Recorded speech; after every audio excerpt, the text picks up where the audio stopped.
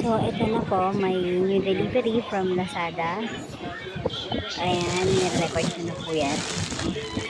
Makikita nyo rin po, super init. Nagdakdak ang pawis dahil April 24 po ngayon. 2024. At yung time nandyan din po.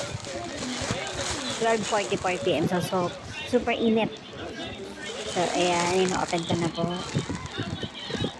Another parcel from Lazada.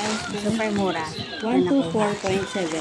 Sa live binili, ginamit ang mga voucher available. So, 2 packs. 125 pesos yung binayad ko. Pero supposed to be 182 pesos siya. 182 pesos dahil yung, ayan, ganap lang ang gunting. Dahil yung Doughy Donut, 116 siya talaga sa market. 116. And then, yung foam biscuit ay 66. So, 182 pesos siya. Expiry October 20, 2020. Pero binayaran ko ay 125 lang. So, 60 pesos yung natipid. Fan na fan ng online shopping. Dahil super mura talaga at matagal pa expiration. Yan, pinakita ko naman yung expiration date niya.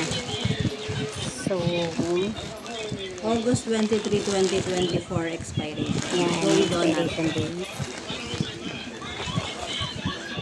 2 packs from Revisco. Ayan, so, follow nyo rin po ako sa aking Facebook account.